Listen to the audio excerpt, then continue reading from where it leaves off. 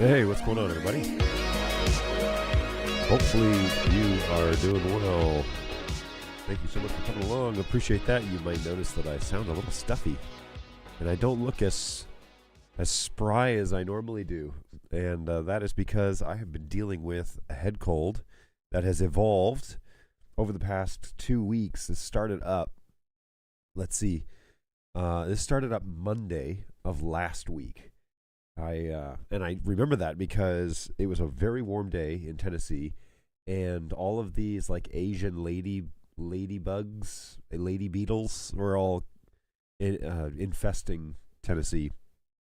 So I'm also going to check my audio just because. Hey, oh, all right, sounds pretty good. So I'm definitely all not feeling great. And last week on the show, I had said, "Hey, I think I'm coming out of it." Nope, just kidding. So on Saturday, my kids had this thing at their school, which I'm not going to go into, but we went and participated in that, and then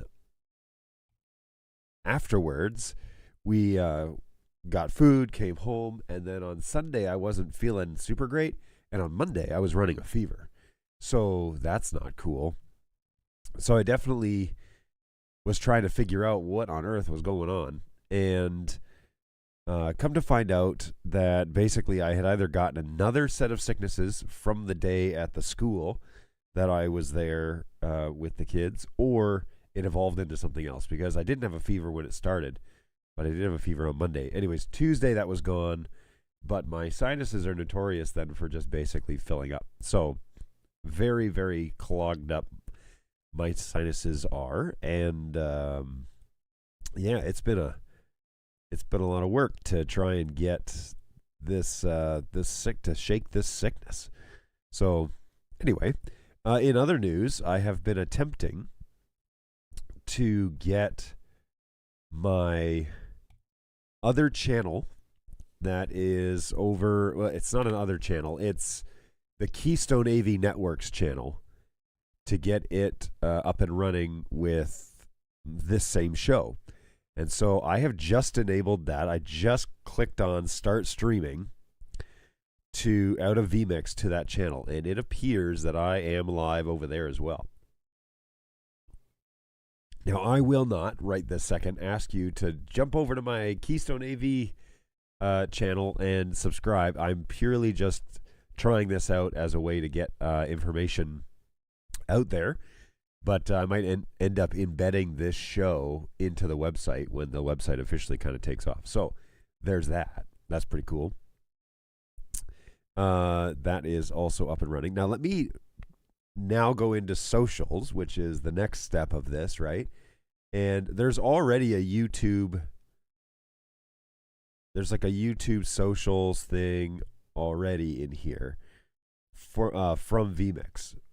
However, I also want to, is there like another, I'm just trying to figure out, is there a way to do two channels? Because if you're streaming to multiple platforms, you should be able to bring in, now initially in vMix Socials, I don't see a place to do that, but what is this? I don't recognize what that service is. So maybe not today, but maybe. Because over on If You Talk on my my YouTube channel, sorry everybody, on my YouTube channel, I can bring in your comments to the show. So what's going on, Randy? First comment, well done. Appreciate you being here as always. Let me just close this down. I've had a kind of a fun morning because I have been learning like how to edit websites. So the short story on this is, on our website for the congregation that I work for, we have a subscribe to our newsletter button, and it's handled by two companies. One is called Elvanto and one is called Tithely. Tithely is where the website is built, and in Tithely you turn on a feature that says turn on the newsletter subscription button. Well, when you do that, it puts a banner at the bottom of all your pages that just says sign up for a newsletter and put in your email address. The issue is that we send our newsletter out manually, not automatically, from Elvanto, which is its parent company. And so we bring in that information and we put it in Elvanto, and then Elvanto requires a first and a last name, which means that the left hand doesn't know what the right hand's doing because Tithely only asks for an email, whereas Elvanto asks for a first name and a last name. So I have had to create a custom form and then embed that on the website in strategic places so that when people sign up for it, we get notified that somebody wants to join the subscription list, and they automatically get added to the list. So most of the process is manual already, and so I'm not deviating from that too much right this second.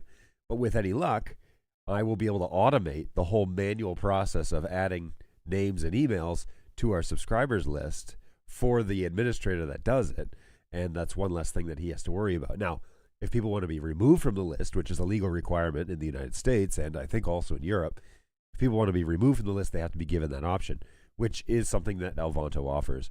But we just need to make sure that all still works. So anyways, that has been my morning so far, learning how to do that. And at first I thought, oh man, like web design, that's one of those things that I'm not necessarily interested in knowing because it's just too much to, there's just a lot involved. But come to find out that that's not so bad. So there you go. Okay. Let me see. Is this okay? Hey, so my cough button's working. That's good because that's going to happen a lot today. I don't know if you are keeping track here, but John's been sick the past couple of weeks, and I'm still not out of the woods yet. So I've been sleeping upstairs in my office, in the bonus room, so that I don't keep my wife awake with all the coughing. Last night I fell asleep when we were watching a show on the couch, and she was like, "Oh yeah, you were coughing the whole time," and I was like, "Oh great." So that stinks, but we do what we got to do. Hey, here's something cool. I saw this week on LinkedIn the guy that does the Netgear training. His name is Guy, I think. Let me get that right. Oh man, and I'm going to lose my voice today. Hey, this is going to be a short show because I may end up not being able to talk very long. So if you go over to the Netgear website and we just pull up, that's why I got coffee. I may have to go get water. Anyway, the trainer, the guy that's on all their training, the guy, I think his name is Guy. He posted something today that somebody had gotten their certificate or something like that. There it was. Gus. Is it Gus? Yeah, Gus.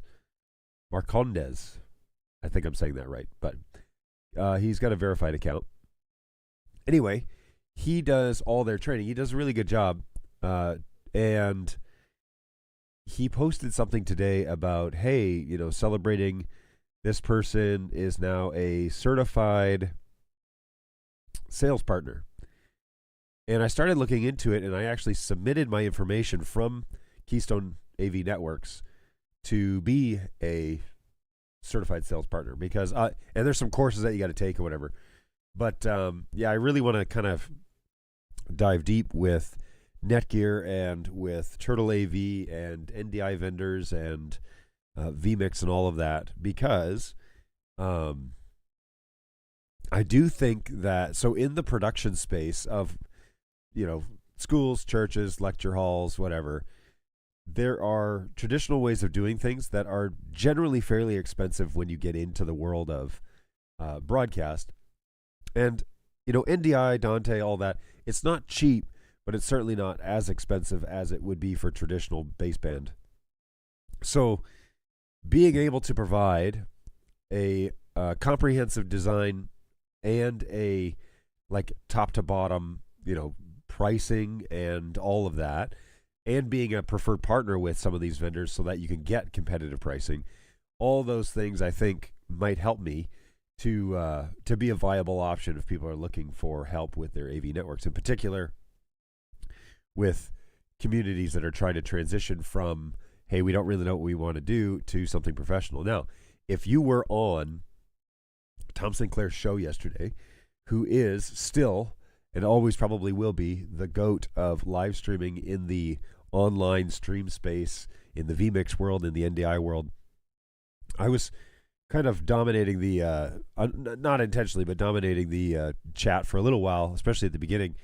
And I asked him a couple of things. First of all, I said, are you doing anything, Dante, in your studio or anything like that? And he said, no, mostly because, the swath of information that you need to be an expert on, just as like a video guy or just as a sound guy or just guy, he said it's getting way too broad, and you kind of have to pick something and go with it. And so his thing is video, his thing is vMix, and totally understand. Matter of fact, I appreciate that answer a whole lot more, mostly because I don't like the guy or the company for that matter, but a guy or a company that says, hey, I'm just a pro at everything. I do it all. And that never really sits well with me, mostly because that typically means that you're not really a expert of anything. You're just kind of everything to everyone. And that, to me, that doesn't spark a lot of confidence, because how can you be really good at something then if you're spread way too thin on a whole bunch of subjects? So pick your lane. And that's kind of what this is, right? Networking. I'm going down the AV over IP world with Netgear. With Dante, with audio over IP, I'm going with Dante. That's kind of I think that this is the most middle of the road. It's not point to point, and it's not something incredibly complicated. It is kind of middle of the road. We can expand it. It's easy to adapt. There are a lot of options there. And then lastly, video. So I think NDI is the great versatile way of getting video across the wire. And so combining those three things, so NDI, Dante, and Netgear as the backbone, I think those things are the kind of the package that I want to offer. So I've been doing some company stuff today. Actually, today I've been probably feeling the best I have felt all week. So that's been a kind of nice uptick. But I do know that my voice is going to give out, because it's basically on the edge right now. So I'm going to be using this cough button a lot. And hopefully you didn't hear that, because vMix was covered up. Okay, let's go back over to... So in short, that's kind of what I'm going with. And I noticed that Netgear offers... because of Gus's post, Netgear offers like a sales partnership. And then when I clicked on that link that he put up there, that took me to a page that talks about these different types of partners that you can become. Now, I don't know what's all entailed in doing this, but I'm thinking there are three levels. There's the Drive Ignite partner, there's the Drive Apex partner, and then there is the... Sorry, it's off the screen. Then there is the Drive Apex MSP partner. The Ignite partner is for new and growing partners delivering Netgear solutions for their customers, gaining immediate access to initial sales tools and deal registrations and all that stuff. The Drive Apex MSP partner is tailored for partners that are offering managed services. So basically, you're a company that has contracts out with a whole bunch of other installations, and you're the ones that are in charge of managing those networks. And so that offers competitive access to discounted products and yada, yada, yada.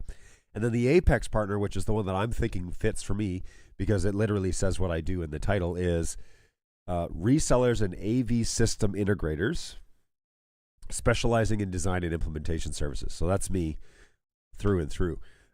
We get some financial benefits, being a VIP incentives, a few opportunities, direct access to dedicated Netgear support.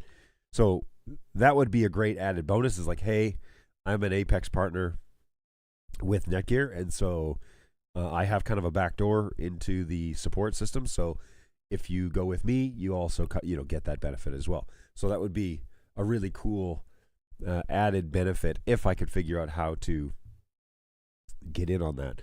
Now, I did fill out the form and sent it all in. I haven't looked in the past hour whether or not they have responded. I've got way too many windows open here. Let's start consolidating a little bit. All right, there we go. You are now live on your channel.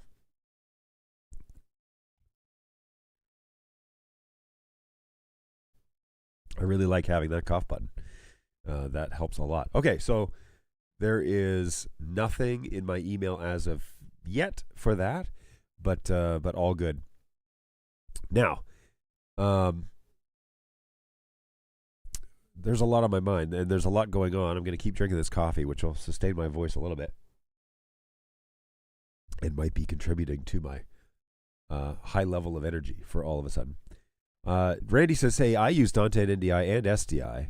I'm a little bit sad that syncing must be done manually. Dante AV seems pretty compelling in theory to solve these issues. It's true. Dante AV, I just don't think it's hit its stride yet. But what I've noticed about that is that industry, the video industry, has taken on a lot of the people from the NDI world.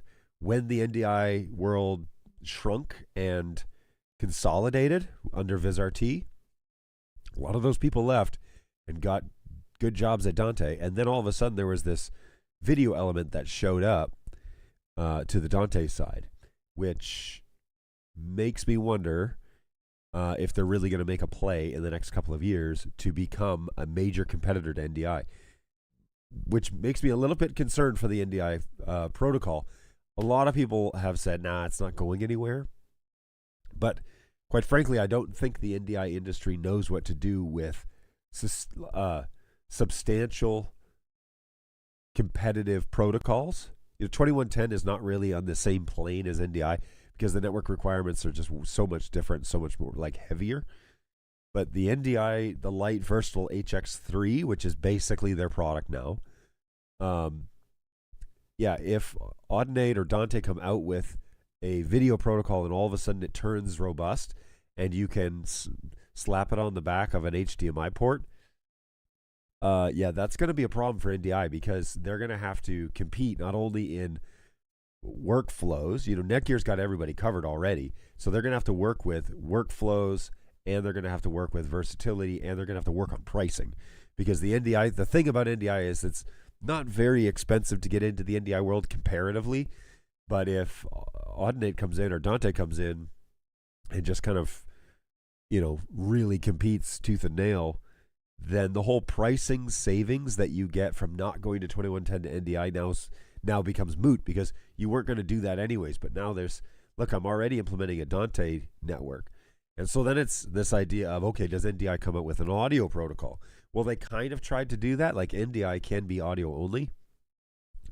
But whether or not it's seriously used is up for grabs because there are no dedicated audio products from NDI, which may be a market that isn't tapped yet. So I'd be interested to see what happens there.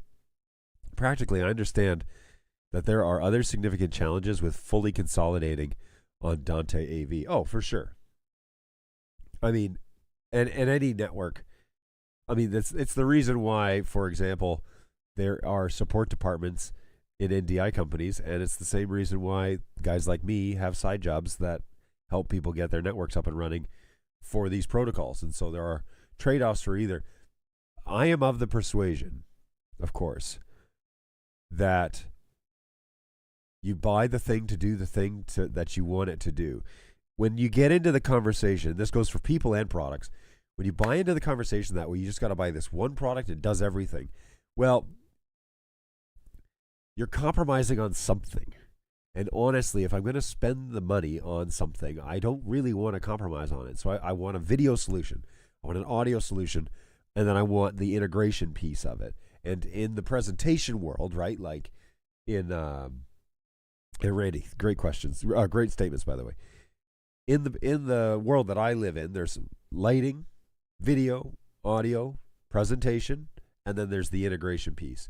And the presentation is like your slides or your lyrics or your scriptures or whatever it is that you're doing, right? So people want to bring a laptop, they want to plug it in, they want to show it on the screen up behind them. Okay, that's your presentation element. I don't really want a turnkey. This thing does everything, because what you're going to end up doing is compromising on you're going to cut the edges, the audio quality, or on the video quality, or on the control quality, or maybe the integration may not be compromised, but I have just been around long enough to know that I don't trust things that do everything. And so pick a lane.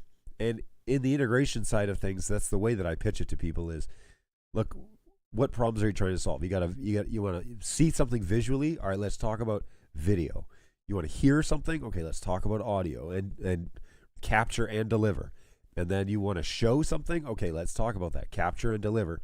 How do you want to do that? Because there are sides to this that and people say, well, isn't there just a thing that does all three? It's like, yeah, there are, but is that, that may not be what you, that may not give you the result that you want. And so it usually costs more, but it ends up being a much better experience for everybody. Normally what people want and what people can afford are two different things, maybe. But you're trying to bring them closer together so that the investment in the product to do the proper thing is eventually conceptualized and appreciated and captured and all of that sort of good stuff. Hey, I really love that you are now fully independent, not needing to speak on behalf of any particular company anymore. But I did love your deep dives into Bird Dog products at that time as well. Oh, I appreciate that. Yeah, that was a good time in my life. We had a lot of fun over at the Bird Dog office and in the studio, and I quite frankly, I loved working for that company. It was great. It was the best job I'd ever had. Coffee time. And I learned a lot. And that's what you do. You take the opportunity you're given, learn as much as you can, and then either move along or move up, one way or the other. And in that moment in the Bird Dog life cycle, I wasn't going to be moving up. So I decided, okay, well, some transitions needed to happen inside the company, and I decided to be involved in that and just to move along, and that's landed me in Nashville somehow, and now I love the people that I work with now, and it's really good, and I get to do this, and I still get to hang out with you guys, so that's always fun to be on board with you. Let me just see here. Okay, so I have an account over at Keystone AV Networks on YouTube, and I have been streaming to this show because I just wanted to send it not only to this page, which is where you traditionally are going to see me, and I'm also over there, so that seems to be working just fine. So that's good news. Close that. Now I just got to remember to, well, I guess I could leave this one on Automagic, right? So this one, oh man, I'm going to lose my voice today. This one can be set up to start and stop automatically. And then my other one, I'm going to leave the same where I actually start it myself. So cool. Always good to send a little more information up. Let me share this over on LinkedIn. Yoink. On the Keystone AV website or LinkedIn page. Hey, if you haven't done so, and many of you have, by the way, thank you so much for joining me over at Keystone AV Networks. I really appreciate that. That is my LinkedIn official site. And yeah, that's where I am trying to network and meet people and see where opportunities might be. So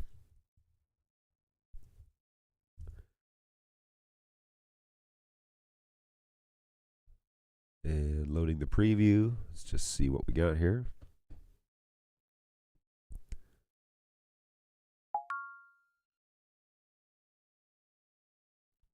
All right. And it is now posted. Oh, no. Cool. So I have been trying to find trying to figure out like what the next thing is. I'm kind of stumbling upon some pretty exciting things. That Netgear Apex partner, I wonder what will come of that. I'm currently trying really hard, and my apologies, Broadfield, if anybody's watching. Probably not, because they're busy over there. But my apologies, Broadfield, that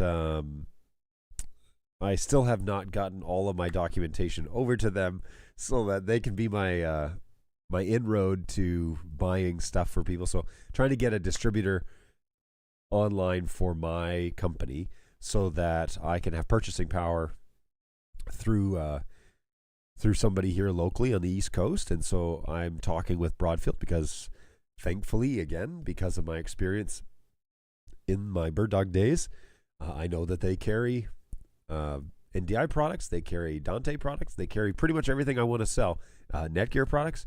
So yeah, I'm gonna strike up a conversation with them. I already have, and they have responded right away. It is me that has been lacking on the communication side, and part of it is because I've been quite ill, but I need to get my act together and get them the required documentation so that I can then communicate pricing and offer those things to customers. It's a big undertaking, but I'm pretty excited to kind of get it all sorted. One of those things that I really want to get figured out is the ability to try these sorts of things and get some Turtle AV stuff up in here, because the whole Dante side, like I'm very familiar with NDI. I can talk NDI all day, as you all know, and thankfully with my voice that's currently breaking, I'm not going to be able to talk all day. But Dante is very exciting because it's another element, like I was just saying, it's another element of AV integration that there are some really cool things that are happening, and Turtle AV is one of those companies that is starting to do some really neat things. Now, they've announced some products, and they have actually got some products online, which I need to get my hands on, but I'd like to try and demo some of this stuff so that I can see how it works and make sure that I can recommend it confidently to customers.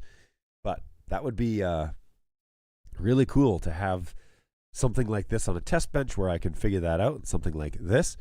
And this is a 4-in, 4-out situation, a 4x4 Dante bridge, basically giving you 4 XLR outs, 4 XLRs ins, and they're combo jacks, mind you.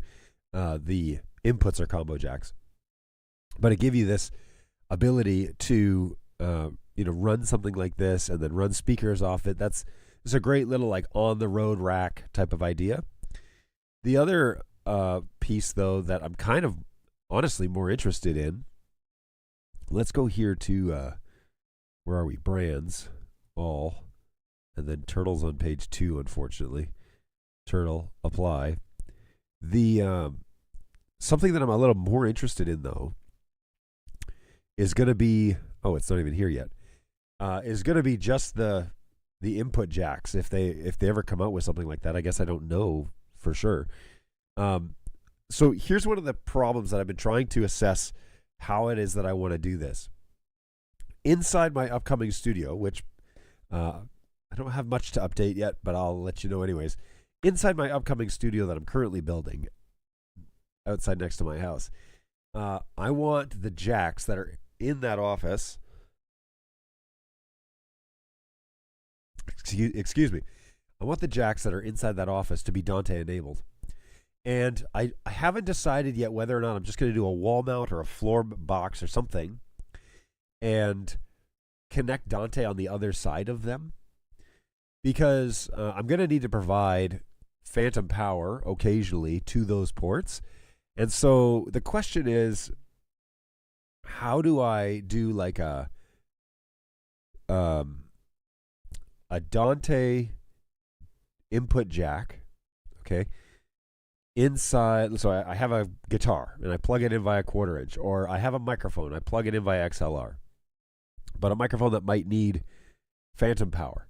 So how do I do that with a Dante device where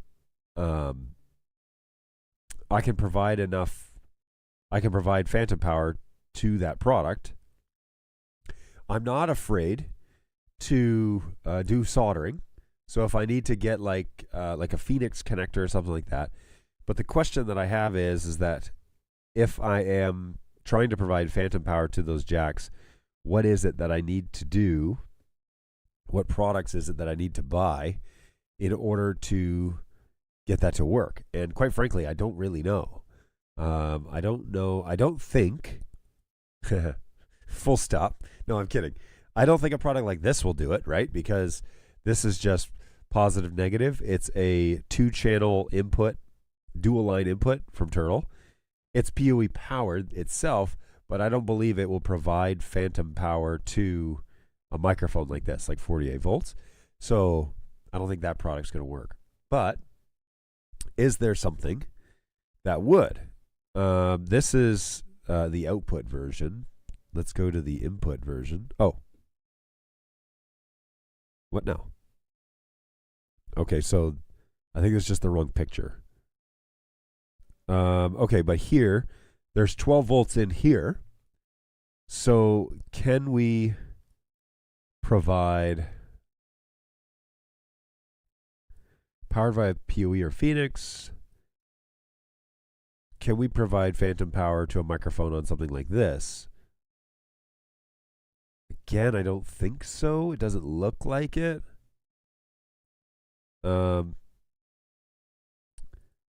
So that's one of those questions that I'm like, what do I do about that? Now, I suspect something like this might offer phantom power. You know, because the audio jacks is plugged in. Let's just go to specs. Let me think this through here.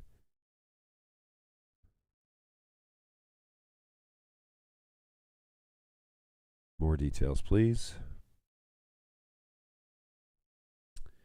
If I just say, there it is, PoE powered and equipped with 48 volts phantom power on all XLR inputs. Okay, so something like this. So then the question remains. Man, that's so cool. Now these are not available just yet, but whoops. No, let's go back to 2 clicky clicks. Okay, here we go. There is somebody at my front door. Who could that be, I wonder? Let's find out. There's nobody at my front door. Well, that's creepy. Let's go ahead and play back whatever that was. Let's see, is it somebody that's just dropping off a package? Wait for it. Okay, yeah. All right, so it's Amazon. Phew, that was a little creepy. All right, everybody. No worries. Everything is all right. Okay, so if we go down to the Minola, is that what it is? Miniola? Miniola? Anyway, I don't know. This thing, yeah, that was UPS, by the way. So if we look at Dante Bridge, we have with phantom power. So this option, here's what I would really love. I would love a product like this that's just 4 inputs. Because, you know, I don't need outputs necessarily. I could use the outputs, I guess, for something. But I don't really need the outputs. And with that being said, check this out. So this guy is $7.99. This guy is only $9.99. So for $200 more, why wouldn't you, right? Like, that doesn't make any sense why you wouldn't, and maybe that's the price jockeying that's going on here. But for $1,000, you basically get 4 inputs, 4 outputs. So then my thought process is, okay, I'm going to probably buy XLR cable, and I'm probably going to, well, gosh, there's just so much to think through here. So 2 ways of doing this. Well, more than 2, but 2 ways that I'm thinking about doing this. I could run a floor box or a stage box or a wall box into the recording studio that has these jacks available on there, right? 4 XLR inputs that are, I don't know, even the dual option. I don't know. I'll have to think it through. But you can run them in there, and just have them in a little like floor box that somebody can open up and plug in their instrument to. Or I could install that unit inside the recording studio and allow people to just plug in directly to it. Or I would plug them into it or whatever. And then the disadvantage of that is I don't really think I have the need for the Dante outputs in that room. I would really prefer the Dante outputs to be in the office. And so I'd rather have that unit installed in my rack unit and then run those outputs, wherever I want to inside the office. But it would certainly solve the issue of having, of running separate XLR ports into the, and again, then mounting a box and sound isolating it and running the cables and yada, yada, yada, all of that goes on. Whereas I could just take this unit and plug it in there. Problem is I don't really need the outputs in there. I could really use those outputs elsewhere. And so I don't know. That's why I'm like, I really just need an input. I just need the inputs is really what I need. Let's jump over to turtleav.com. Just check out some options here that they have, things that are kind of coming up. By the way, this cool little Jeff, my name is Jeff. That's a really neat idea. We can talk about that. XLR, 2-channel XLR inputs. So these are, this is their, that's not what I'm looking for.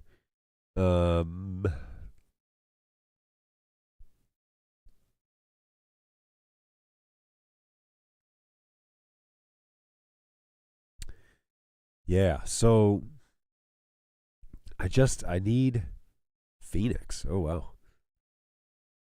Wait a minute.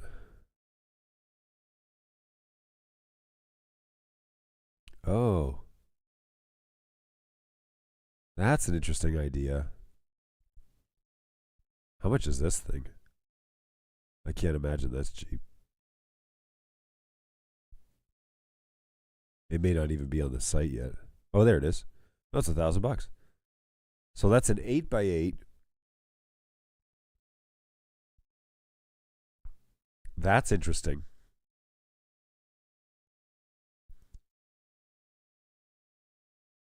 Yeah, that's interesting. So this is an option. Like I said, I'm not opposed to doing my own soldering and Phoenix connectors and all that. That's not a problem for me. What this would be is you would just wire those XLR connections yourself, and then I could run them around the room, right? You could have up to 8, so why not? I mean, do all 8. So do 4 on one wall and 4 on the other, and people could plug into them, and then I would be getting those Dante signals through the network. This is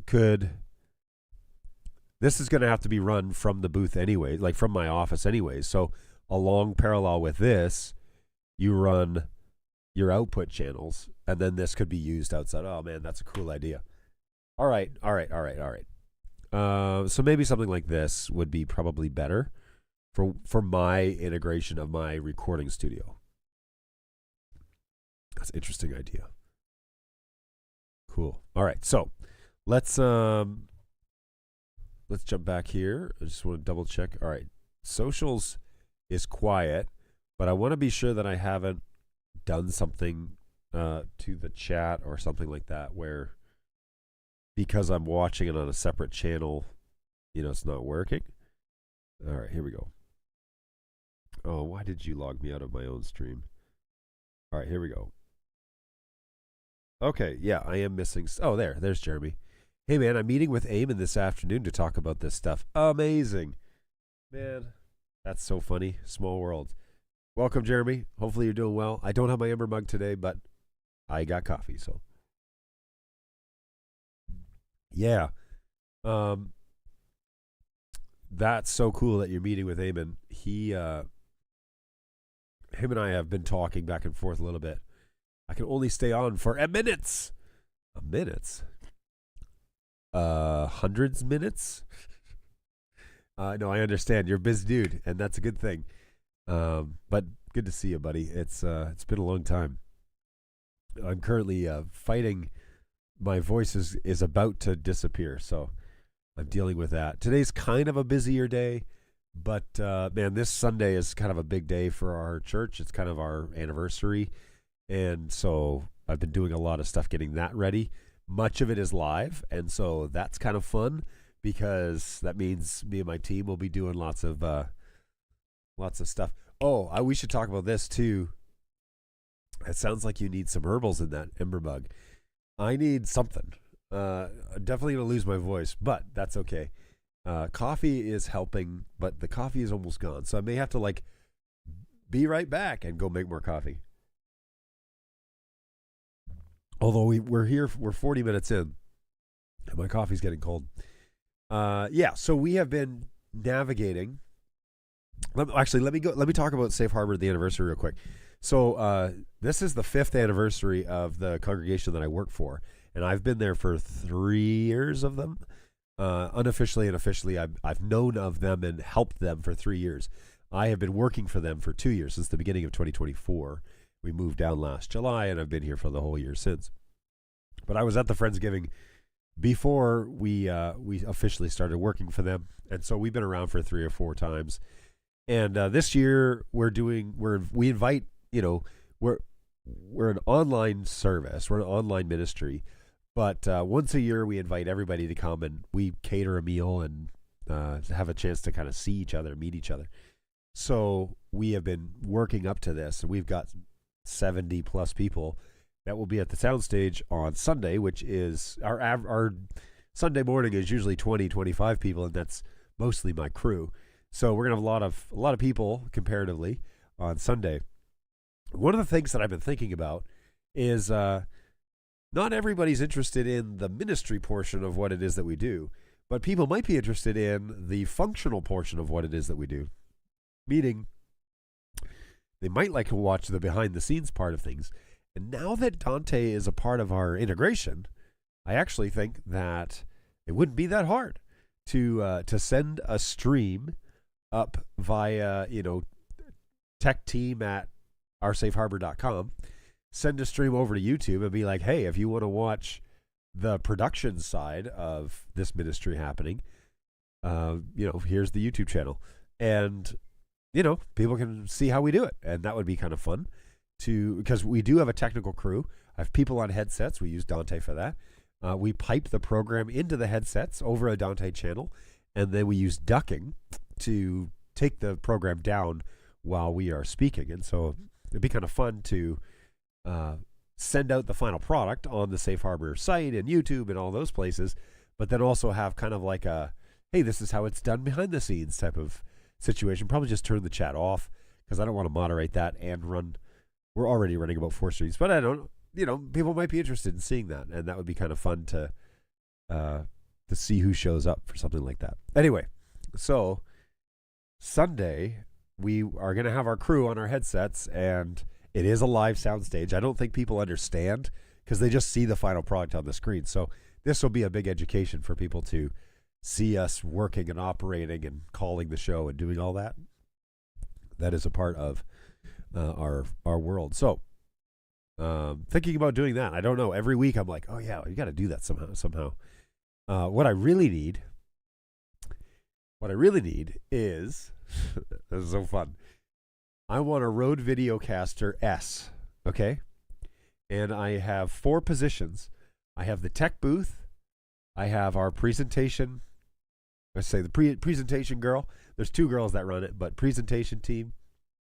And then I have 2 camera ops. And what I want to do is set it up so that when one of those positions talk, the camera switches over, like just auto switches to that position, and we can see them talking. But then it kind of lands on me at the in the technical room just as the default because I'm the one that majorly talks the most. But if we use a Rode Videocaster, which can do auto switching, the problem is that it can't do auto switching over Dante, which is what I would really like. I would like each of the cameras to be assigned with a Dante signal, and then when that Dante signal is talking, it goes to them, and then when it comes back, it goes to me. So, yeah, we shall see. Yes, I just saw that this morning. I sent it to my team. What did you? Oh, the Videocaster S. Yeah. So I'm like so close to buying that thing because it does NDI. So you don't need physical cameras. It can just be, NDI source. Yes. Rodecaster S is pretty sweet. Agreed. So now I just need cheap NDI cameras. NDI world. And if I just slap those around in those 4 positions, right? And I could even like put them like, I don't want my team to necessarily like feel like there's a camera in their face, but just like a general like bird's eye, like maybe in the ceiling or something, it just switches to them because the camera ops are, I got a guy in his probably late 60s. I've got my daughter who's not even a teenager yet. I've got a young man who's a teenager. I've got another guy that's in his like mid 20s and his girlfriend who's also in her early 20s maybe. So it would be so cool to not be intrusive, but just have NDI sources assigned to each of those spots, and then as they're talking, it'd be so stinking fun. Hey, if you only knew someone. Yeah, the problem is I need to do this. I need an NDI camera that's like a couple $100. It doesn't even need to be like an amazing. Anybody got any ideas?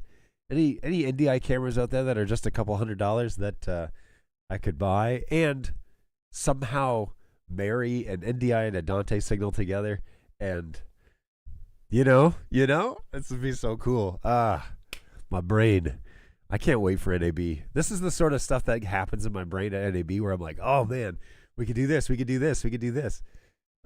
Just so that people can have a chance to see behind the curtain as to, hey, this isn't just a flip on your iPhone production. This is actually like next level stuff.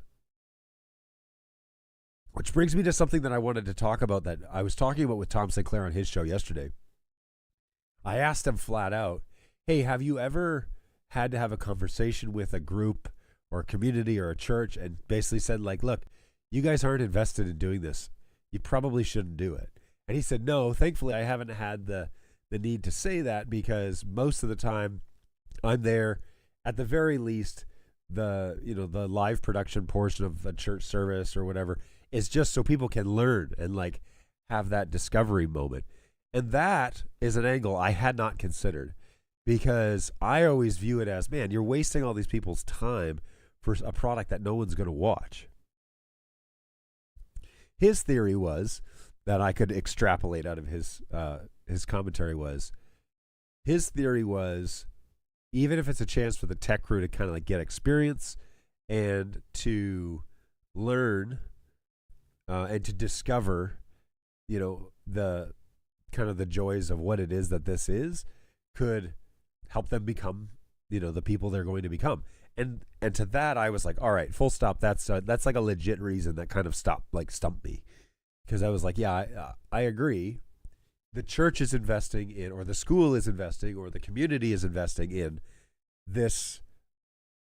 It's not very much, but it's a camera and a keyboard, and it's a PTZ and a joystick or a computer or something like that, vMix. And we're just going to give these kids a chance to, hey, we want you to produce this as best you can. Just do your best. And then that's kind of the guidelines. Like they're allowed to take it and roll with it, make it something. Instead of, hey, we need to like up our game here and buy better stuff. So I thought, okay, that's fair. That maybe churches are doing this to provide a way for them to plug into their communities without worrying about what the end result is. And if that's the case, well, then I know lots of churches that are hitting the mark on that one, because you wouldn't want to watch their live stream, but it gave somebody a chance to be involved on the technical crew. And for that, I'm on board with that. Hey, there you go. NDI camera app on your iPhone. Yeah, except I need 4 iPhones. I don't know if that would work. Plus then like time sync and all that. I'm not opposed to it. I'm not saying no. I'm just not entirely sure that. But I need like, well, let's go over to B&H and just type in NDI camera. Let's see what we can get for. Let's see. Let's go price, maximum price. Let's say $450.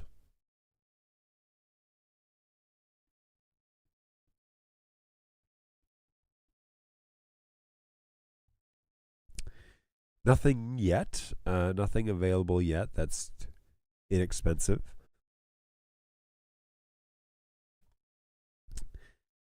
Da, da, da, da, da. Now the Mevo Lives, those are NDI enabled, right? NDI enabled video. Is there a starter pack for those? I thought there was like a 3-pack for Mevo. Do they still even sell these? Are these still considered decent? You know, because for $1,000 you get 3 cameras. So that's an interesting idea.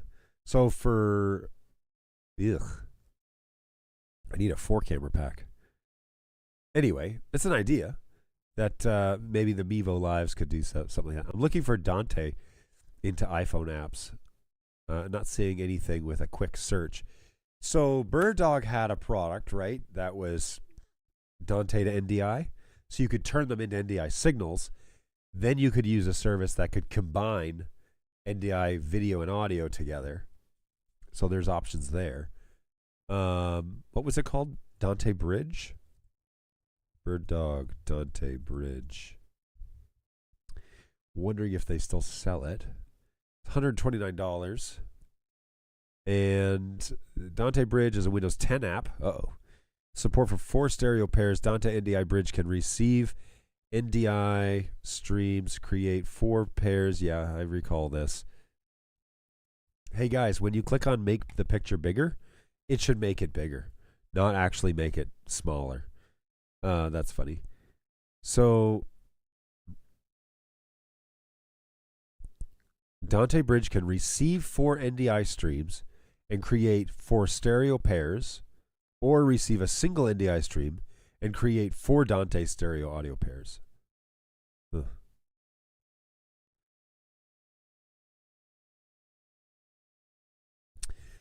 Ugh. Dante to NDI.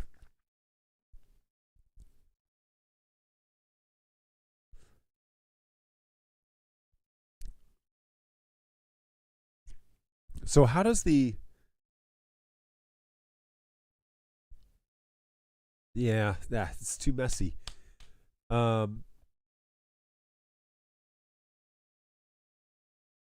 It's kind of too... It's still too messy, you know? I could... Oh, you know... but the audio triggers. So let's go back to the... let's go back and just look real quick at the Videocaster Rode Videocaster S. And we're just going to check out their website. Okay. The thing that I want to look into here is the audio sources. Cuz that's the problem, right? Is this will do NDI. So, I'm sorry, everybody. This will do NDI, but will it do... How do you bring in the audio is the question. For the auto switching, that's really what I want. So, introducing the video all-in-one production console. Can I see the back? 4 HDMI inputs, USB-C, two studio-grade Neuralink combo jacks, dual internal wireless receivers for Rode Videos Wireless Pro. Oh, I have some of those. Automatic green screen, auto switching, seamless hands-free between video sources and scenes, streams directly to all major platforms.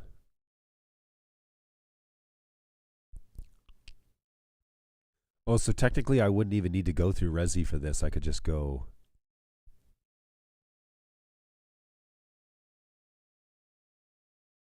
All right, built-in wireless receivers, Bluetooth connectivity, flexible audio over USB.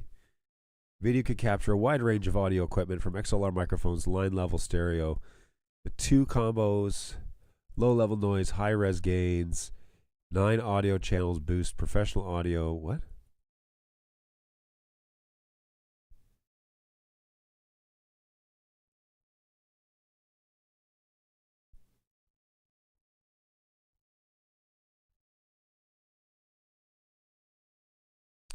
So the trade-off on this just has to be, I got to be able to bring in the audio sources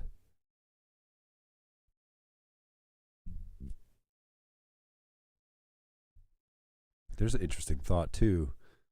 Sorry, you're watching my brain do things in real time. So the source on the back,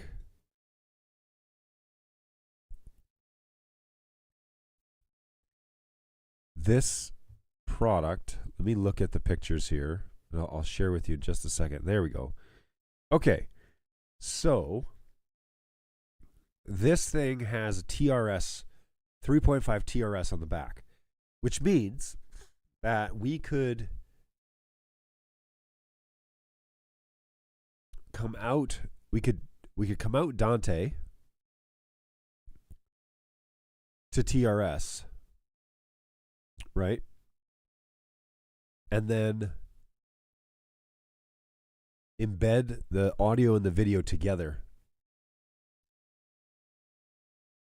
And then bring that signal via NDI back to the Rodecaster. I think that's what I'm seeing here. I thought the S only had 3 HDMI ins. Yes, but they have 4. So it does, but it has 4 camera buttons. Yeah, 1, 2, 3, 4. And so you could assign 4 cameras, but yes, it only has 3 HDMIs. But if you're running a strictly NDI world, you could assign it to each of those. Jerry, and you always need Resi. It's true. This would be like a for funsies situation, but I don't think my encoder will do 2, right? So I'd have to get another encoder just to run this stream. By the way, did you see that the Studio AI launched from Resi on Tuesday? I did not see that. We'll have to check that out in just a minute.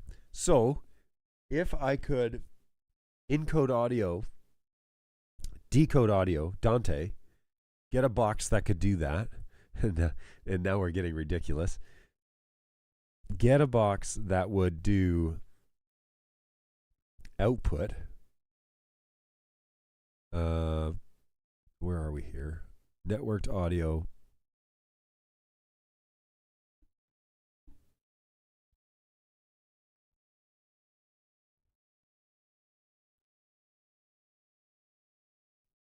Ooh, that cough is hard. Output adapter. And you just would need 2 of these because they're 2 channel. And so you could do Dante to the 2 cameras that are mounted down. So you could run Ethernet down to this thing and then have those 2 cameras basically positioned in the same spot, pointed at both of your camera ops. And then you could have another one of these close to the 2 positions that I'm in, so in the booth and over at the presentation software. And then send this signal into the camera, and then the cameras would NDI audio video back to you plug them into the network. And then we jump over here. Where is the network adapter on this? Is it the USB-C? Is that what I'm seeing here? Hopefully not Wi-Fi, right? Each captures micro setup and control down here.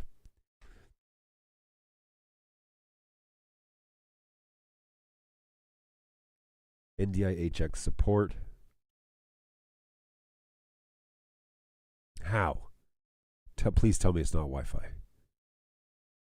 It also supports additional audio interface or USB modem.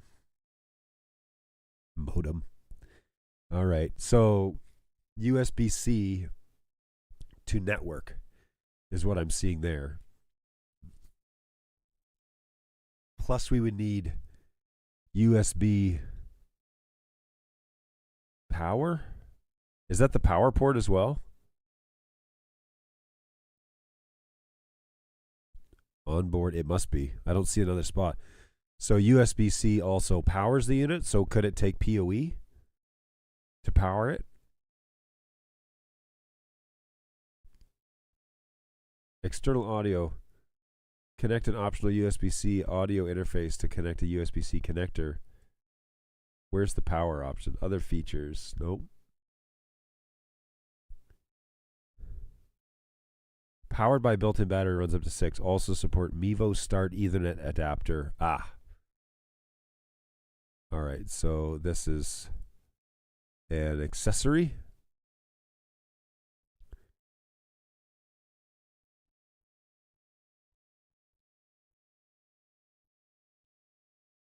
All right, so that doesn't exist, evidently. Mevo Start Ethernet adapter. There it is. Oh, that's cute. No longer available. Fun. Do they have it in their own store? Unavailable. $200? Oh my gosh. Okay, so this has got to just be a... Yeah. What did it provide? 13 watts? That's it? Well, no wonder they went out of... My goodness. Sorry, this is the Mevo Start adapter that no longer exists. That's hilarious. Okay. Pretty sure Mevo is Wi-Fi only. Interesting. Lots going on with that USB port. Yeah, there is a lot of options with that USB port. Hopefully, if you were providing PoE to it, which is 13 watts, that's just straight PoE. That's the way to do it. But I can provide PoE through my switch. I don't need to do that, right? So USB... Yeah. I see why, though. The Ethernet adapter probably has to... it's probably configured on some stupid pinout inside the... Oh, no, it's USB-C. So, yeah, PoE power. And then it converts it to USB-C. I see. Okay. So there's got to be a product then that go PoE to USB-C adapter.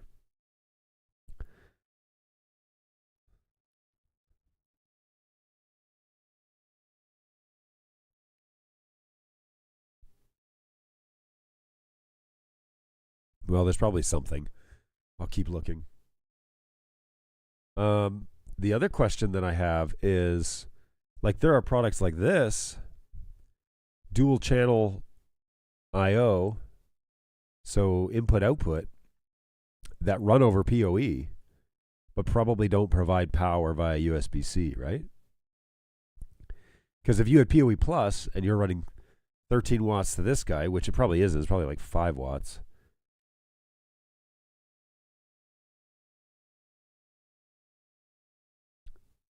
Power required.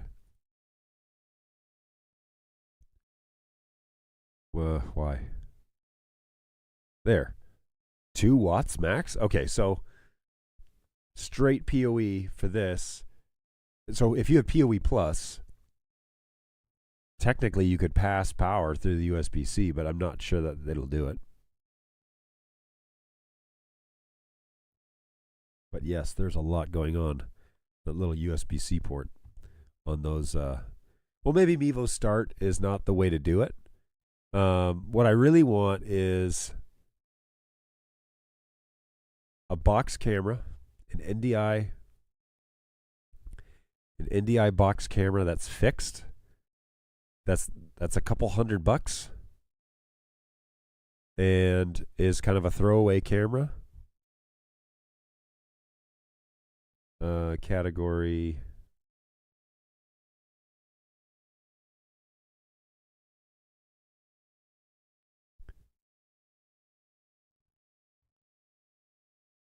I don't know. I don't know why there's not a market that's just inexpensive. You know, that's all I want. I don't see anything off the cuff. Let's sort by price. Maybe it's just like, no, it's just, Yeah, 450 is as cheap as you go, and you know, Mackie Live is that price. Mackie Live has HDMI out, SD card, and USB-C. What can you do with that USB-C, I wonder?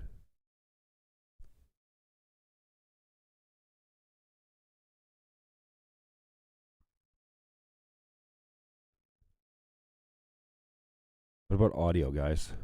What's the audio option here? Recording, image, interface, power. Okay, so nothing really here with the audio stuff. Video, power, other. There's just an output, it says. HX3. They also have like a 3-pack of these, don't they? Accessories. What the?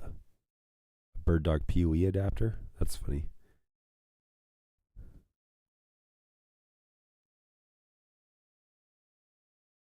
What about a Marshall POV camera?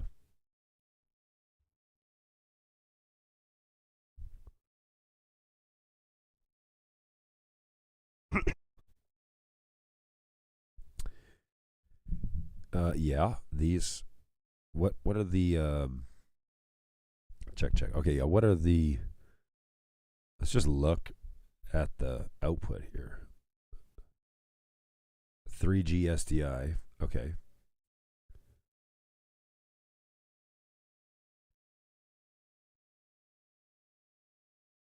HX3.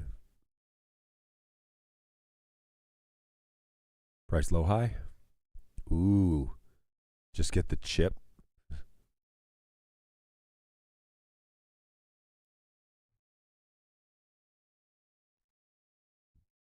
Yeah, still in the $500 range. That's a real shame that there's no place for this market. Nope, $1,000.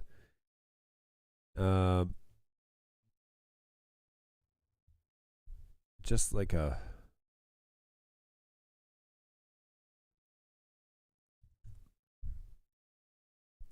Z-Cam. I'd love a Z-Cam, but they're out of this world, astronomically priced for some reason. And if we go here to, where's the brand? Why can't I click on brand? This is a cinema camera. I really don't need that.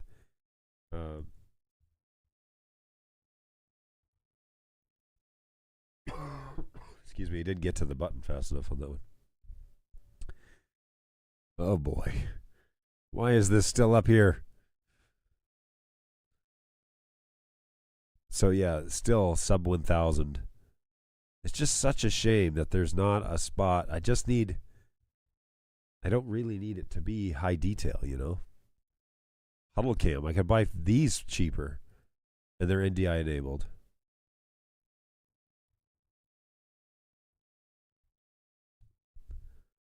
Huddle cam.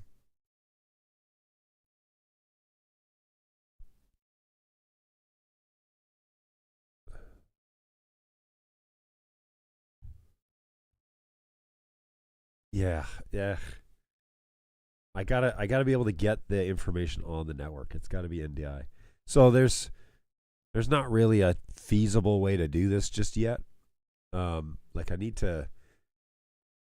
It's such a fun little idea. I could get the audio. I could get the video over NDI. You know, you could buy some Mevos or something like that, and that would transmit for $1,000. You get 3 cameras, so that's not so bad. What is the Mevo Core versus? Oh, that's by Logitech. Mevo Start? Yeah.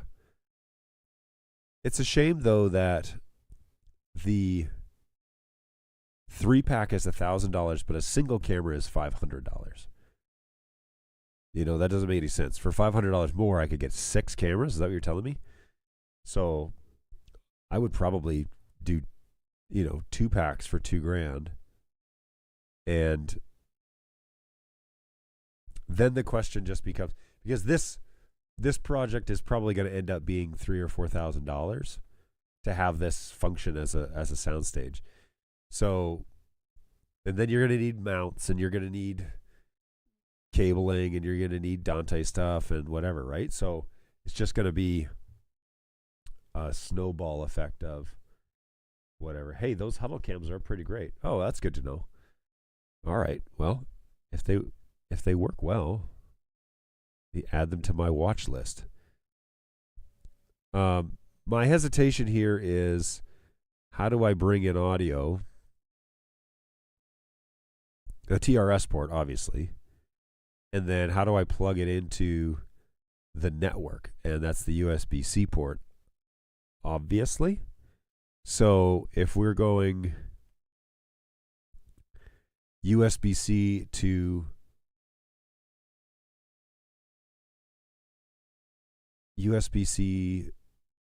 Ethernet, does that create a hardline network? Because I easily put it on my network, 3 ports, that's no problem, 4 ports, to get the video fast. And then to marry the audio, we would need to do probably 2 of these Turtle AV units. Let's go back here. Turtle. Whoops. So probably 2 of these guys that with the Euro blocks. So another $300 there. So I'm up to 20, let's say 2,500. Unless there's a better option here. These are cool, but I don't think I need that capacity. I think I just need these. And then, or is this a good option? Well, no. That don't make no sense. So then we need some wire, right? And I'd have to wire up these Turtle units to then send Dante.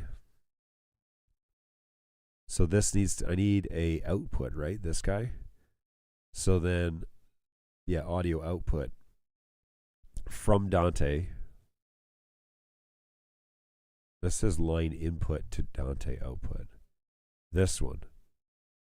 So Dante to analog Euro block output. So the Dante comes in and the audio goes out. And then each of those needs tip ring sleeve. So yeah, I'd have to run custom cables for that, which I'm not too worried about. Plug those into the cameras, and then the cameras send it all back via NDI. Then, oh yeah, now the Rode Video Pro S, right? So that's 20, let's say 27 for cabling, and then let's say another 600, 500 for the Rode. So that takes us to 3,200. And then somehow I need to get this up to YouTube.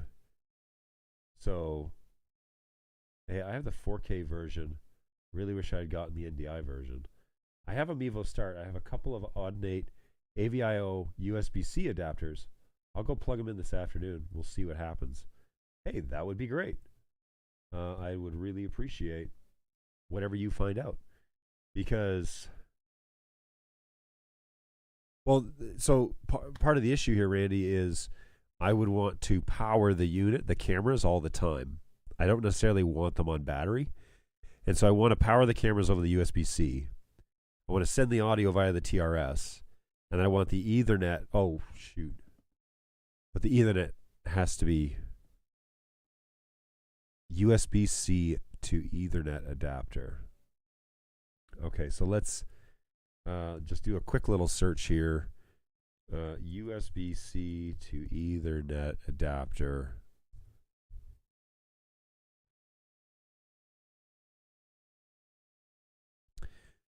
All right, and then the thing that I'm looking for here is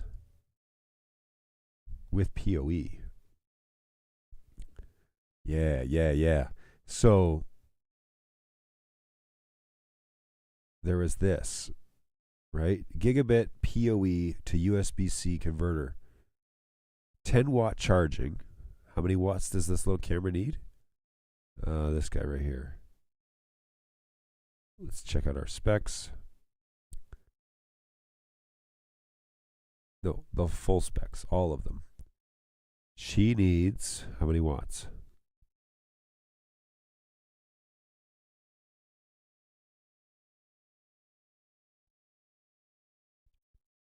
Bert. How many watts? Come on, man. You gotta tell me all the information. Maybe it's here.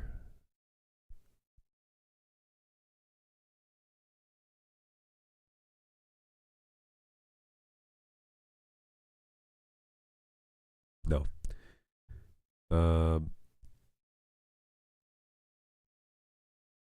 Items included. Are there any questions about this? Power. Is there a way to keep this powered all the time? You can provide continuous power, including USB cable when connected to the power supply, the wall support. Power comes, I leave mine plugged in all the time. You just need a USB outlet or a USB wall plug.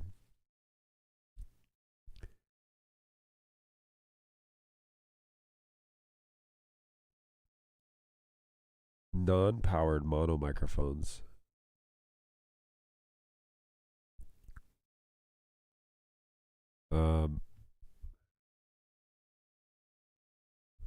Nothing about wattage. Is there a user manual anywhere posted?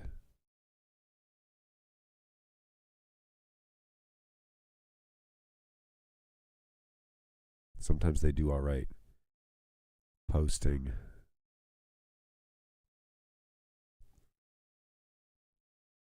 All right, so I will go and look for one. I just use it as my webcam at home right now. Hey, great convo. Have fun with this project. Thanks. I don't know if they'll let me fund it, but I would have a lot of fun doing it. Make sure you check out that Resi Studio AI. Oh yeah. Let's just pop over there real fast and see what is going on here. AI that accelerates your mission and maximizes your impact. Let's watch a video. Whoop, that's my music. Do you want this?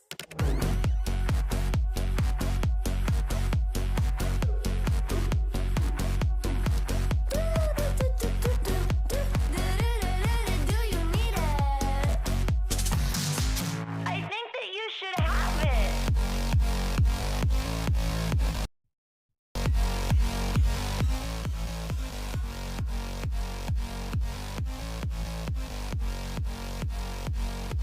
I think that you should have it.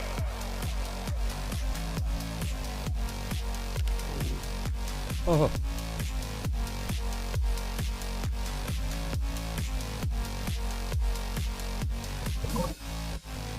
I think that you should have it. All right, so one more time. Do you want this?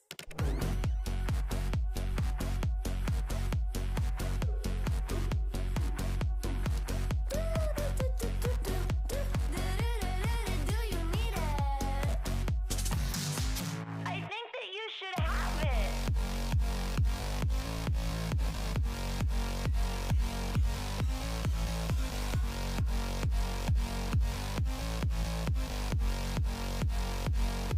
I think that you Yeah.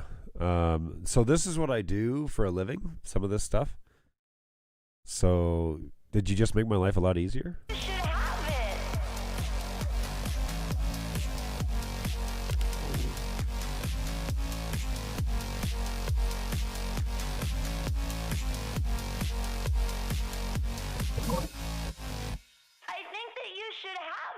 Everybody's trying to do AI stuff.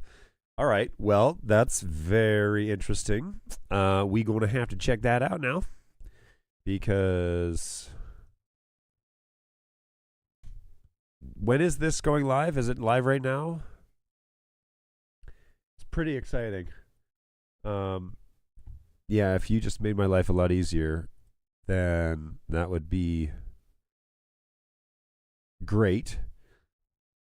Transform your clips, engage, upload socials, directly post content, yada yada. Clips and social postings aren't available on your current plan. Shocker. Learn more. How much are we talking about here? Pricing.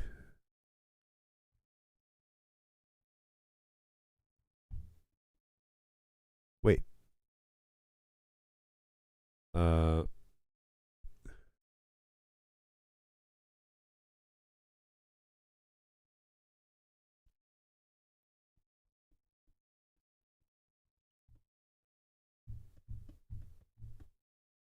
Easily transform. So you should sign up for the demo. Okay. We'll start our free trial. 30 days, $50 a month. Billed annually, starting on December 13th. How do I remember to disable that if your trial is activating? May take a few moments. Upload or select a video that enriches moments of full use Studio AI to find the best moments and turn them into social-ready clips. Share your clips to your connected social accounts or add a new one to expand your reach. Okay. It's free for a month to try. I will try.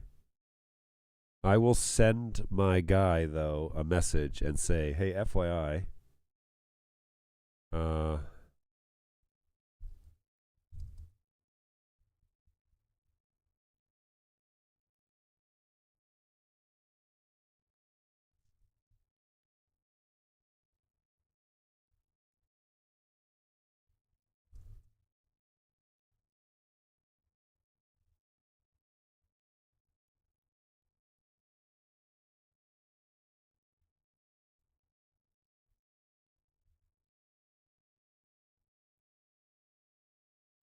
okay. I'll send that off to my guy. Select a video to enrich. Enrich with AI.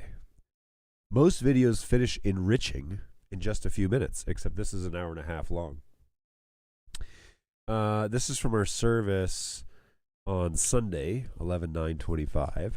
So video must be shorter than 2 hours. Well, all of our videos are shorter than that. Monthly usage, 10. Well, that would keep us. That would work for us. And must be shorter than 2 hours. Okay, so let's go ahead and start enrichment. I don't know if I like the phrase enrichment, but not the end of the world. Enriching your video. You know what I should have done? I should have done the next one that I have slated to work on, which would be, let's go back to over here to this service real quick. One moment, please. Content. The next one that I need to work on is part 8, which was on 11/2. All right, so 11/2 is, where is it? Library.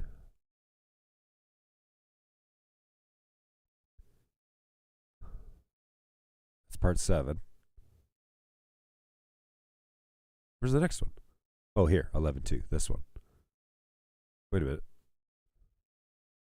4 minutes. That's not right.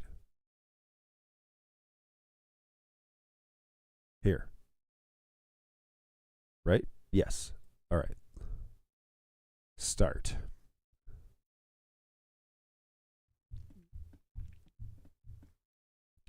Okay, so I will go back and it's currently enriching 11.9, and then also enriching 11.2. Okay, so we'll see how it goes, and enrich them at the same time. Excellent. I will enrich both. Now for some cold coffee, because I didn't get my Ember mug. Oh, that's a doozy. You should share your screen while you're doing this. Oh, really? You want to see on the back end? Okay, so here we go. This is what it looks like. You click on enrich. Patrick and Holly, Hymn of Heaven. This is my wife singing. I click this enrich button. Says, "Are you sure you want to do that?" And you say yes, and then it takes you and shows these little spinny icons. So that's what's going on here. Looks like AI is done on the 9th. Now I upload it to X, and I upload to YouTube and to Facebook and to Instagram. Can you do all of those? I'm just going to make sure that we're not sharing things that we shouldn't be sharing. But we do already send to those platforms, social media. We don't live stream to Instagram. And so I'm wondering if that's an issue. That would be an issue here. But if I were to add a destination, maybe not. We could talk about that. Because I got Facebook, X, YouTube, Rumble, Vimeo. So those are all here already. But all socials, yeah. So I'm curious about, there we go. So the second is done. So now, oh, that's so funny. So I did okay. All right, we're going to live. I did an announcement. I did a little video. So if we say create a clip,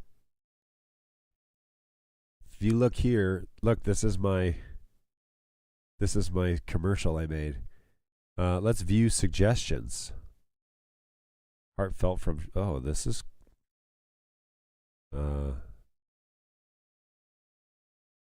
ooh.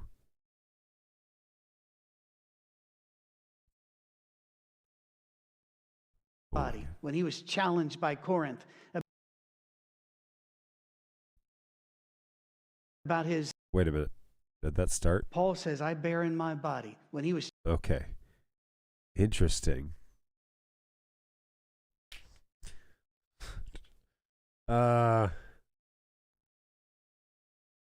Version 1 is only for Facebook and YouTube. Can I download the clips when I'm done with them so I can schedule them for those other two platforms? Because I could do that. It's the chopping up of the product that's the hardest. That's the most time consuming, honestly. So if I like this suggestion, then I say next. AI crop assistant is coming soon. All right, so a common issue that I have is that Patrick likes to move, and we do multiple camera angles. So Paul says, "I bear in my body." So let's just watch what happens here. See, he like staggers about, and I use DaVinci to keep him center. There's an auto reframing thing that happens here. So I'm assuming that's probably coming, but do we change cameras? That is the next question. So in this clip, we don't, thankfully. All right. This is an example of caption. This is an example. This is. All right, I want to customize this style. This is actually our, that's our color, which is nice. The other question I have is, all right, let's create that one. Whoa.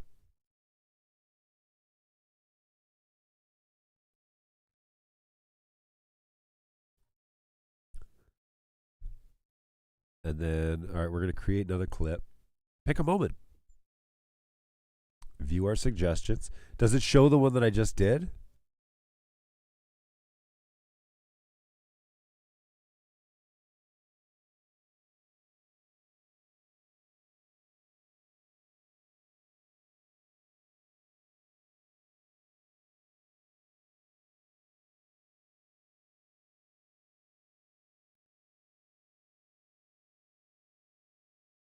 Huh.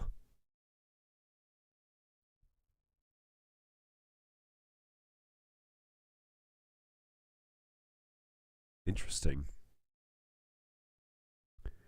If I go here and say clips, is it done? All right, so it's done. Paul says, I bear in my body. About his apostleship and his authority, he said, I bear in my body the marks of the Lord Jesus.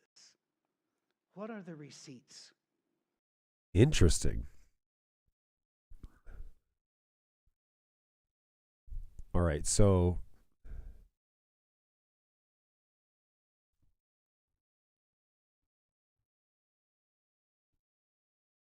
Safe Harbor as a short. Patrick, yeah. Save. Can I manage these? That's the next question. Add an account. All right, so that's going to be a kicker, is that we can't add X yet. Now, if I go back to cancel clips and I say download, okay. So I could still create them in here. Yeah. I think the suggestion remain. I think the suggestions remain. Not sure fully though. So a question, and then scheduling. Like this is, you put it on the schedule and it goes out. So those are the things that I really need then. In order for this to be like worth $50 a month, if I'm just talking to somebody from Resi. And we talked about this actually at NAB. I need the ability to post on X and I need the ability to post on Instagram because those are our other places right now. Rumble, not so much. And we'd really like to start using a couple of other social media platforms. So whoever is in charge of integrating social media into your system, that'd be really cool. Even if it was just RTMP to those places for live streaming, first of all. But we would really love to have that option because that's a big thing with schedulers. So I use a program called Buffer at buffer.com. And I just use the free tier. But I schedule everything in there, and I could do, for free, I can do 3 platforms, and then I schedule them manually in X over there. So it's not a perfect system, but I don't want to like keep all these like monthly fees and everything.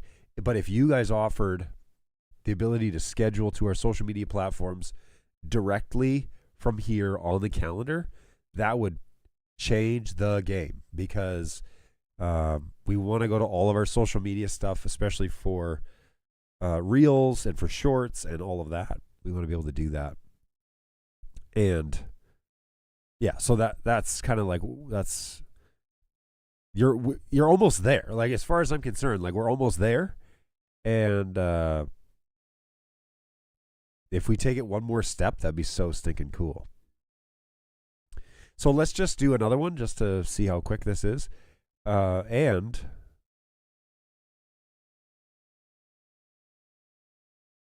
discussion questions. What? That's so cool. That's cool. That's using AI with your brain. That's what that is. All right, let's just view suggestions here. We want to go down here and Not to make our good works of none effect by talking about them, but we are aware that in this country, okay, so, and some of these clips are not the strongest. Like the Sermon on the Mount looms pretty large out there. Interesting. I would love to know what the algorithm is for how the AI selects the selects the clip. That's just an interesting It is one of the major issues. Ugh. Okay, so here's another issue that we're going to have is that, like, words on the screen and whatever. Although, and look, camera change. However,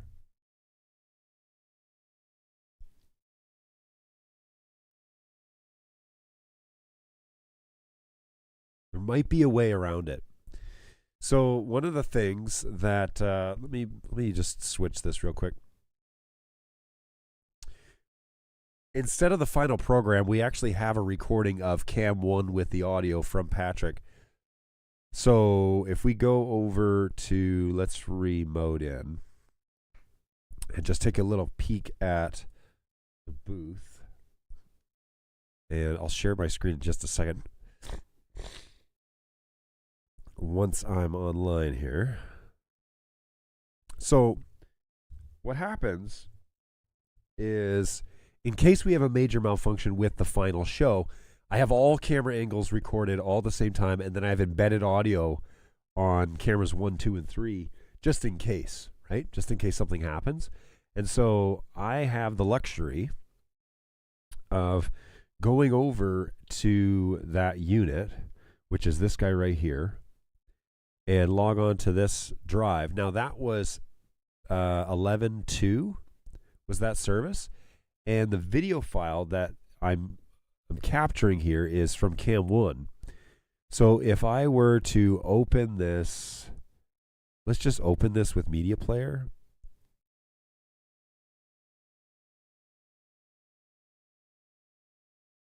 Okay, so the only danger there is I got to start it on time, which is what happened. I didn't start that camera on time. However, still, let's go to Resi. Let's say media. Let's say upload a video. Select the file. We can just drop that file in there. Whoops. Stop it. Windows. You're useless. All right, so let's try that again, but this time not screw it up. Okay, come on now. All right, here we go. Yoink. Why? Come on, Resi. You got to be able to accept these clips, man.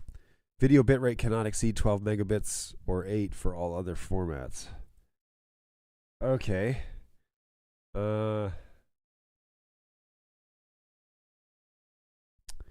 Curious, what is the bitrate on that? They're so picky. Properties. Hey, we should connect and talk through a test option our team has been talking about. That'd be great. You have a dual channel encoder. Put Cam 1 on channel 2. Oh.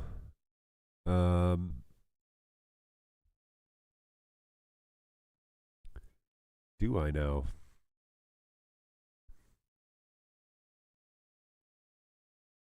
Encoders.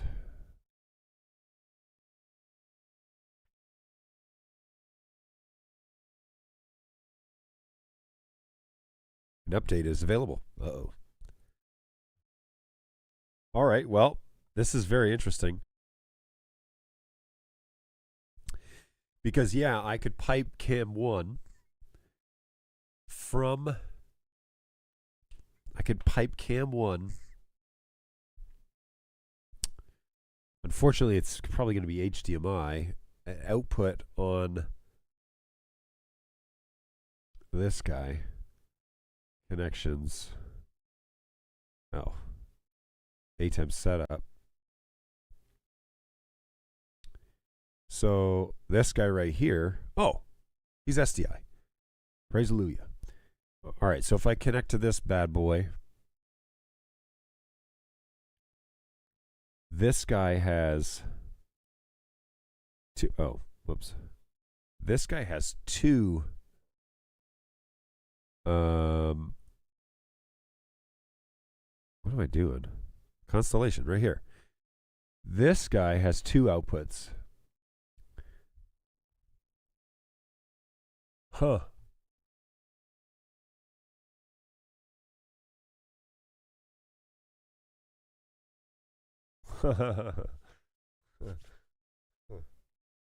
Oh, my word. Not sure if it will work yet. I'm looking for someone to test it. Someone like you. Okay. Well, we're game for trying new things if it enables new features. I'm all about that. All right. Well, this is just very interesting. As it is right now, it kind of has to be a perfect storm. However, I can just with like camera angles and stuff, but if I view this clip, I can download it onto my computer and it will be an MP4.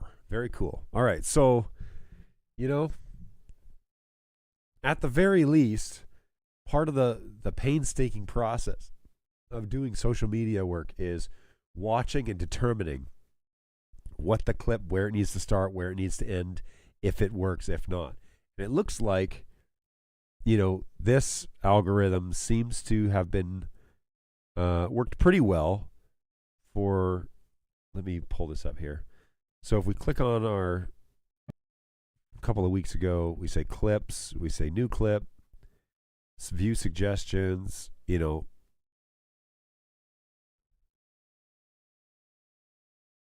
So this was the one that we were just thinking about. Maybe this one. Yeah, this one. So we say next.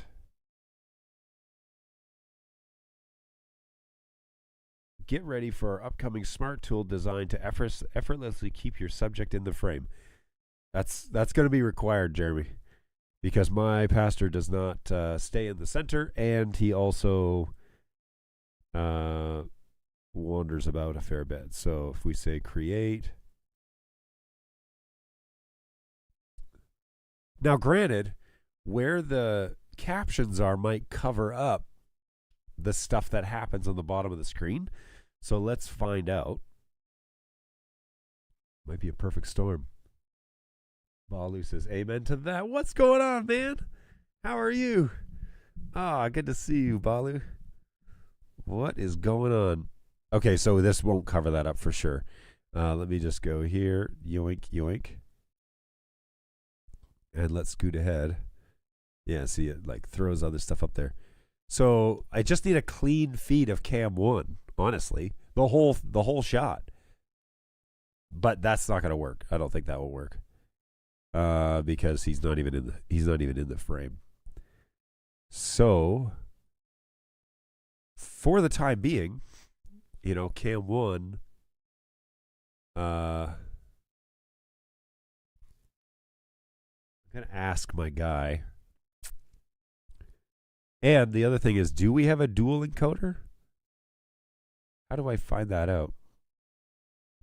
So I'll go here to the dashboard, go to the encoder. Do I have a dual encoder? I don't know.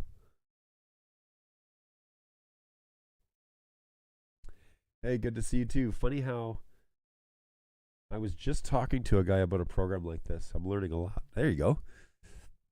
Yeah, so anything to make this. Here's what happens, right? You volunteer for something, and then, you volunteer for something, and then it comes out that you are now the expert and it's your full-time job. So when I came on, I was like, let's try this social media thing. Well, of course it caught on and it did really well. So naturally, I have been doing it ever since. So now I'm trying to figure out, okay, do we continue to do this or do I just stop and let it be? Because we want it, but we don't really want to hire somebody for it. And that's all well and good. But yeah, we definitely need to figure out something.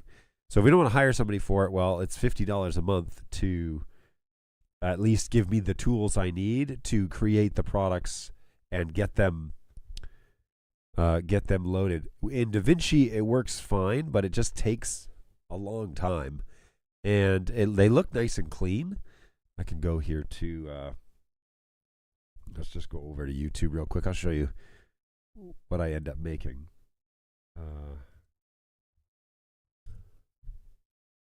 Our safe harbor. All right, so we've got lots and lots and lots of shorts that, you know, have a lot of, Does and they look good. You know, I'm able to keep him dead center, and it almost looks like my camera op is following him through these moves, and he moves a fair bit. But so that's a beautiful function of DaVinci. But if we were to just use Cam 1, upload Cam 1 to the encoder, and with the audio, then I'd be able to just pull all of the shots from Cam 1. Now, do we switch here? We probably switch cameras. Yeah. So here, it jumps over to Cam 2, or I'm sorry, Cam 1, boom. And again, it still looks live. This is what I would need. I still have a problem when we put words up on the screen, so it would be nice to have a clean feed regardless. And maybe there's a way for us to do that. But it's a nice follow. Especially when he looks up, he always like readjusts. Oh yeah, and I throw the subscribe button on there too. This is just kind of evolved. Text is easy to read over any clothing or whatever. Anyway, that's so all of these, right? Like these are all. Here's one where he's already off center. Let's see where he moves there. It almost looks like my camera ops like center up on him.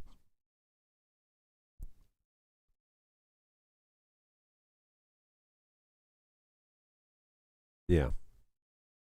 So they look good. It's a nice, you know, but it takes me a whole day to get 5 of them done, which just feels like so much time. Yes, you do have a dual. The 2211 is a dual channel. Yeah, that looks great. Oh, thanks. Combination of my pastor and my camera ops. Most of what I do is unusable without tracking. Yeah, you know, that is a nice feature in DaVinci, is having that smart track, and it mostly does it for you. It only screws up every once in a while, but it's a nice smooth ramp, and so it doesn't jerk around, doesn't feel unnatural. It kind of follows, and again, my minister isn't walking around the stage very much, so there's not a whole lot of need to do too much cropping and adjusting, but yeah, that's a good situation for. Yeah, the arrangement I have right now works really well with the cameras that I've got. So if I was to, if I was to change, I wouldn't be opposed to it, but I would definitely just need to figure out my process again, because, you know, my process right now is, sorry, I'm seeing something strange here. The process that I have right now is pretty well managed, and I know what it takes to get it off the ground. But until then, I don't know. I just don't know. So yeah, that's pretty fun that Resi has that kind of up and coming. I do need to set a reminder just in case. We'll see what the next month brings. I like the way that this turned out. I think it looks good. And I also like the highlight. That's something I don't get with DaVinci, although I think there's a way I could do it.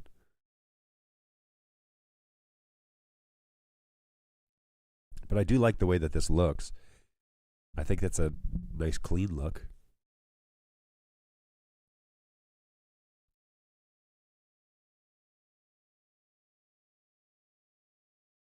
Yeah. I think it looks good. So what else here then do we have with this AI function? I noticed that inside here, AI docs, you have discussion questions. So that's pretty cool. Yeah, that is a fun option that came up here.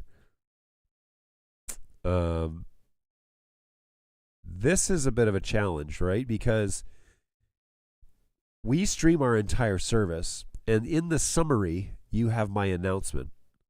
So this doesn't need to be in here.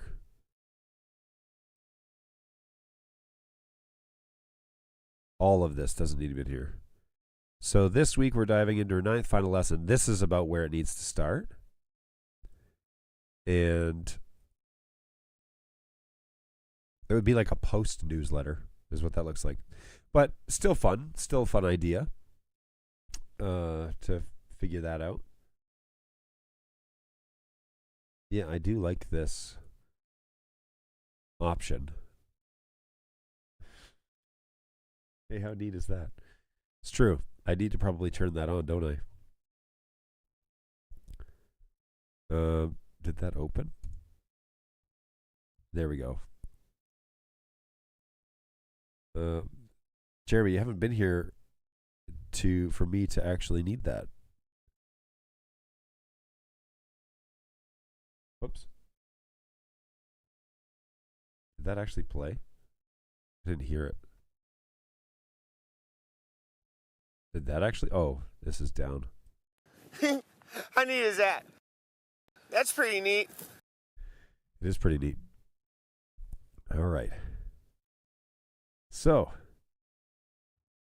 yeah, kind of like it. I mean, I think as an announcement, it's pretty exciting to see what's going to happen with this.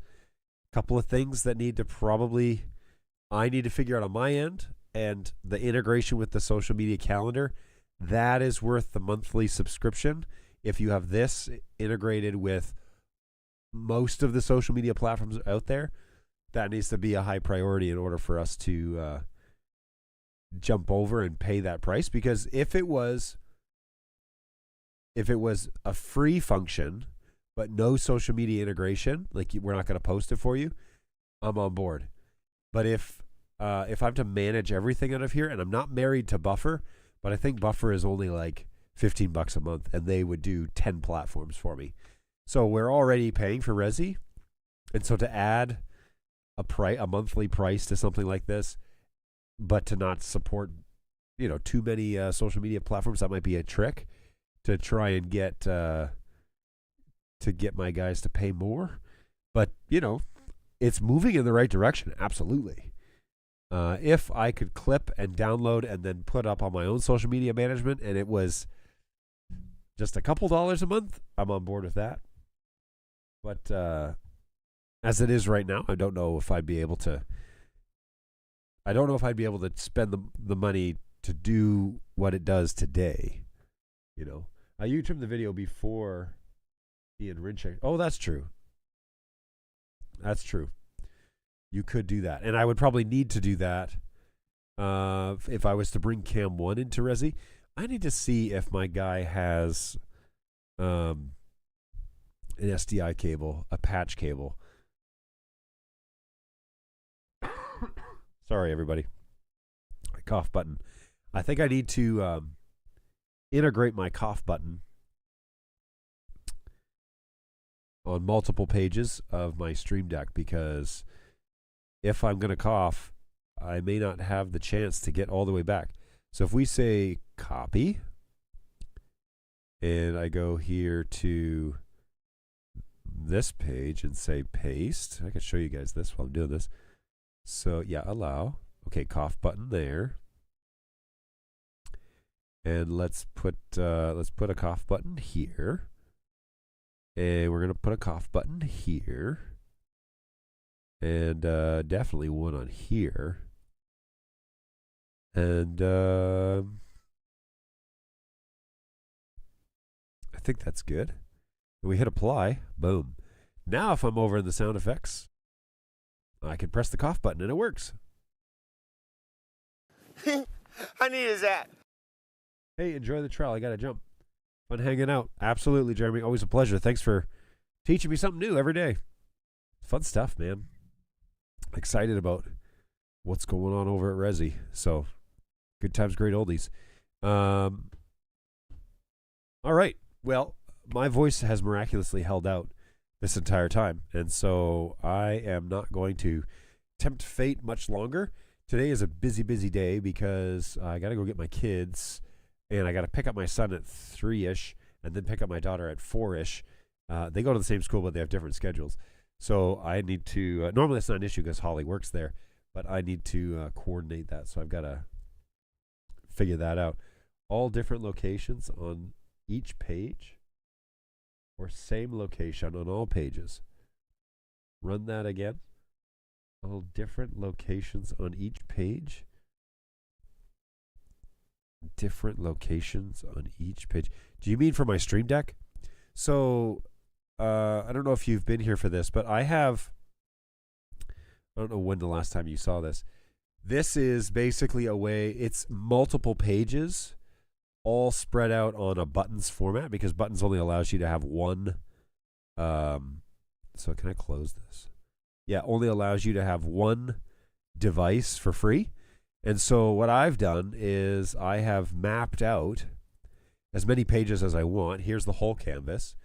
And when I press like the vMix button, it takes me to this coordinate right here. So when I press that, then I go over to these blue buttons.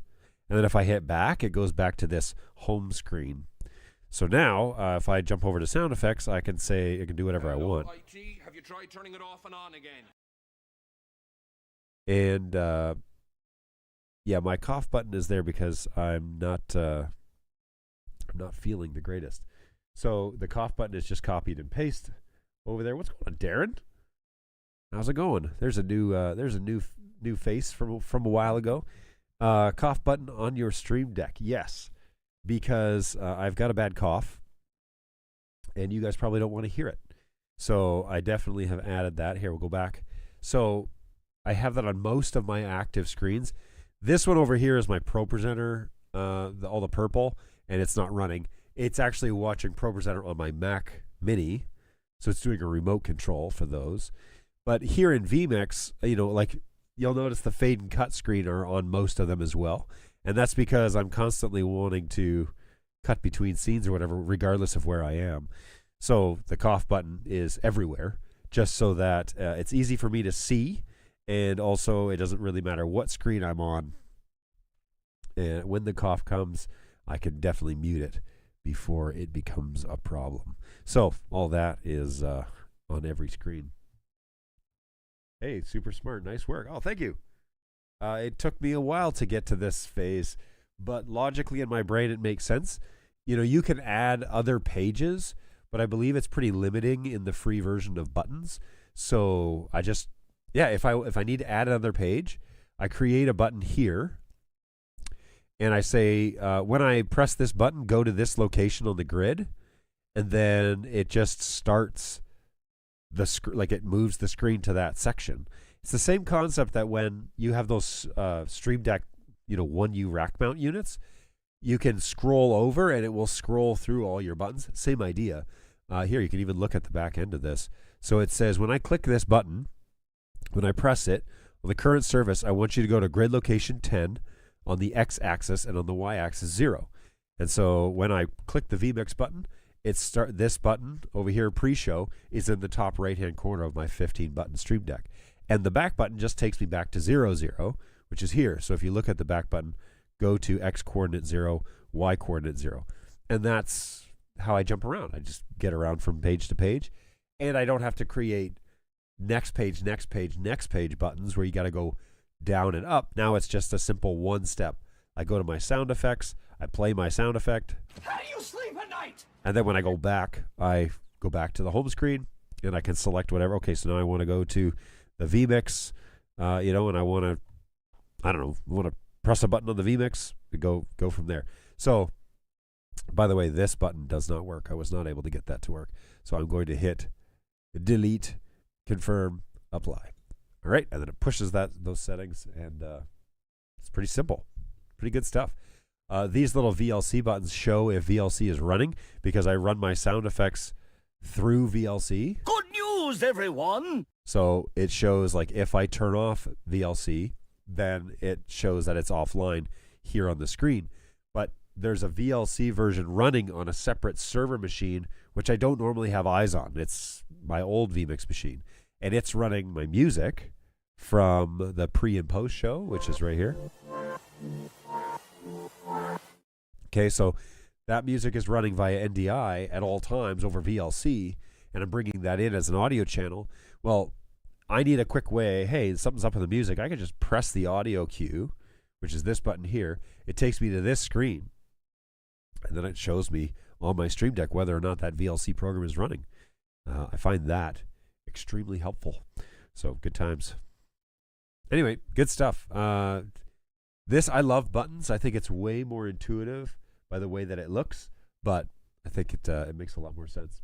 Hey, I got to run. Love the stream. Have a great one. Thank you, Darren. Thanks for hanging out. Always a pleasure.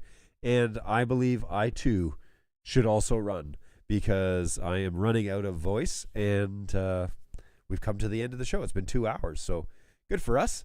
Time to do some actual work where we make some money and go from there. So thank you so much, everybody, for hanging out. Randy, Jeremy, Balu, Darren, you guys are aces in my books, and I appreciate it. Look forward to being with you next week, by the way. The garage should be worked on next week. The shingles have been reordered, and the garage door is supposed to be installed next Thursday. So hopefully during the show, the team will be here putting that up, and that will be great. I'll take some pictures this week.